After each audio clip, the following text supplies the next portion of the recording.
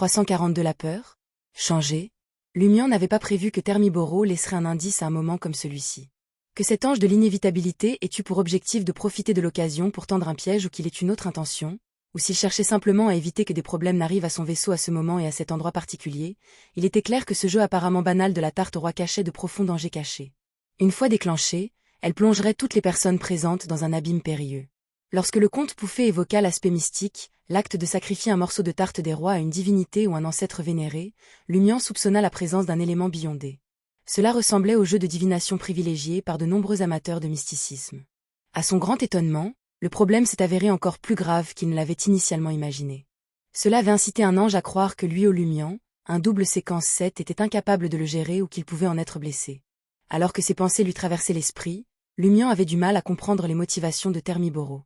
Tout ce qu'il pouvait faire, c'était tendre prudemment son bras et sélectionner nonchalamment l'une des 5 tranches restantes de la tarte des rois. Cette fois, Thermiboro n'est pas intervenu. Après que Lumian, Anori, Mulen, Ernst Jung et Iraeta aient chacun acquis une part de King Espy, seule celle la plus proche de Lumian est restée. On dirait que c'est le mien. Le comte Pouffet se pencha, sourit et saisit la part de tarte des rois. Il le porta à sa bouche et en mordit délicatement. Lumian emboîtait le pas. La croûte était croustillante, la garniture sucrée, son arôme persistant en bouche. La qualité était plutôt impressionnante. Après quelques bouchées, le comte Pouffet a ri et a fait remarquer. On dirait que je suis le roi aujourd'hui. Tandis qu'il prononçait ces mots, il sortit une fève de sa bouche. À l'instant où Lumian posa les yeux sur la fève, une légère trace de sang et de rouille flotta dans ses sens. Pendant ce temps, l'ambiance au café mécanique devenait lourde, comme si tout le monde redoutait de recevoir une commande qu'il ne pouvait pas supporter.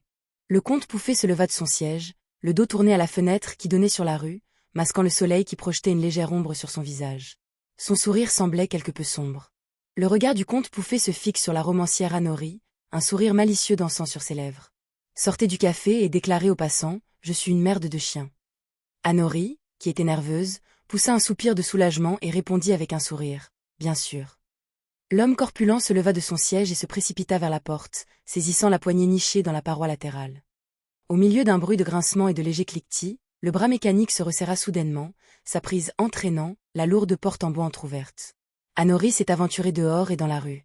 Il a dirigé sa voix vers les piétons. Je suis une merde de chien. Je suis une merde de chien élevée par une truie. Toute ma famille est composée de crottes de chiens élevés par des truies. Les passants ont regardé avec étonnement avant d'éclater de rire. Après s'être maudit, Anori est retourné vers Lumian et les autres de bonne humeur. Vous avez une force mentale impressionnante.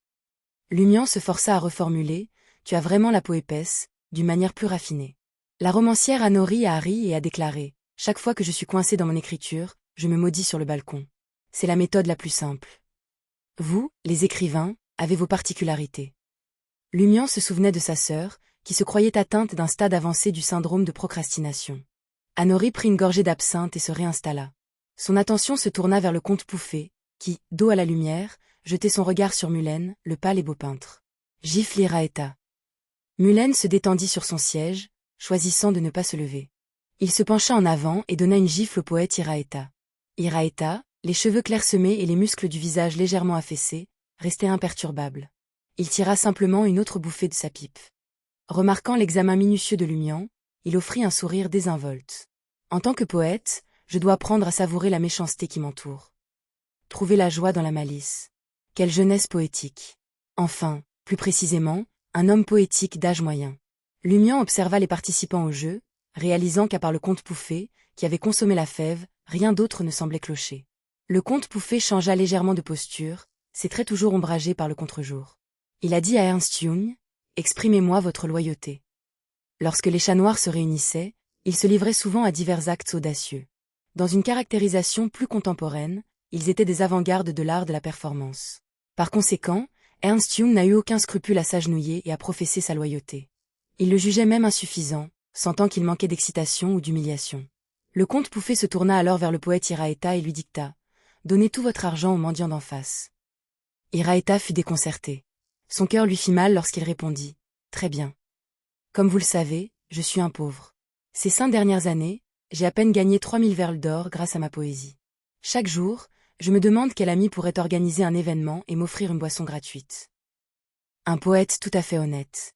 Lumian s'est demandé s'il devait parrainer cet individu et être témoin du genre de vers qu'il pouvait produire. Après tout, Les « frais de parrainage » ont été fournis par Gardner Martin. Ne pas l'utiliser aurait pour conséquence de le rendre inutilisé. À l'inverse, en parrainant certains artistes, il pourrait potentiellement empocher une part. Avant que le comte Pouffet ait pu répondre, Iraeta éclata soudain de rire. Il fouilla dans sa poche et s'exclama avec enthousiasme. « C'est pour ça que je n'ai apporté que 5 verles d'or. » 5 verles d'or? Au Vichy Café. Cela couvrirait à peine une demi-bouteille d'eau minérale et 2 œufs durs, murmure le romancier Anori en regardant le poète Iraeta s'éloigner précipitamment. Il lança les 5 verles d'or au mendiant d'en face. Vichy Café résidait dans une ruelle de l'avenue du Boulevard. Il attirait des parlementaires, des hauts fonctionnaires, des banquiers, des industriels, des financiers, des courtisanes célèbres et des auteurs, peintres, poètes et sculpteurs estimés des échelons supérieurs de la société. À ce stade, chaque participant avait pris son tour, laissant Lumian en dernier. Le comte Pouffet fixa son regard sur Lumian, son regard profond alors qu'il parlait. « C'est votre première fois à assister à notre rassemblement du Chat Noir. Je vais vous confier une tâche simple. Prenez votre part de tarte des rois et dirigez-vous vers la dernière pièce du sous-sol du café. Échangez la tarte contre une feuille de papier blanc. Cela porte un soupçon de mystique. Si quelque chose tourne mal, je vais simplement brûler ce sous-sol. » Marmonna Lumian pour lui-même en tenant la tarte des rois partiellement mangée. Selon les conseils du romancier Anori, il a localisé un escalier menant au sous-sol à proximité de la cuisine. Avant de s'aventurer, il alluma les appliques à gaz à proximité. Sous leur faible rayonnement jaune, il parcourut un couloir encombré d'objets divers jusqu'à atteindre la dernière pièce. La porte vermillon était hermétiquement fermée. Lumian écoutait attentivement mais ne détectait aucun mouvement antérieur. Il n'y avait pas non plus de signes suspects autour de la porte. Lumian étendit sa paume droite, saisit la poignée, la tourna doucement et la poussa progressivement vers l'intérieur. Alors que les lampes à gaz du couloir du sous-sol éclairaient l'espace, des objets apparaissaient.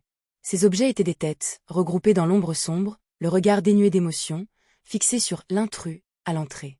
Les pupilles de Lumian se dilatèrent lorsqu'il reconnut quelques têtes familières. Ils appartenaient au romancier Anori, au peintre Mullen, au critique Ernst Jung et au poète Iraeta. Juste avant de conjurer une boule de feu, Lumian, expérimenté et résili, se força à calmer ses nerfs et à discerner la situation. Les têtes n'avaient pas la pâleur des défunts et la pièce était dépourvue de l'odeur distincte des conservateurs. Lumian retint sa réaction initiale et scruta la scène. Il réalisa qu'il s'agissait de têtes de cire qui avaient été démontées. Ressemblant à des melons, ils étaient rangés dans des compartiments sur un cadre en bois. Cette mission est-elle destinée à me surprendre? Were it not for Termaboros's forewarning, how could such a prank perturb me? Qu'y a-t-il de si mystique là-dedans? Lumian ruminated for a moment before placing his king's pie on a wooden shelf and extracting a sheet of white paper from one of the wax heads. De retour au café mécanique avec le livre blanc à la main, il fut accueilli par les sourires d'Anori, d'Iraeta et des autres, comme pour évaluer toute appréhension persistante. Le comte Pouffet hocha la tête avec satisfaction. « Vous avez admirablement exécuté la mission. » Et si je ne l'avais pas exécutée admirablement, que se serait-il passé? Lumian simula un malaise résiduel et demanda. Ces têtes de cire semblaient si réalistes qu'elles ont presque arrêté mon cœur. Ah, rigola Anori. C'est le geste de bienvenue de Count envers chaque nouveau venu. Il aime plutôt collectionner les têtes de figurines de cire. Chaque individu qu'il reconnaît reçoit une invitation d'un sculpteur de cire à immortaliser leurs têtes en tant qu'art et à les placer dans le sous-sol du café mécanique.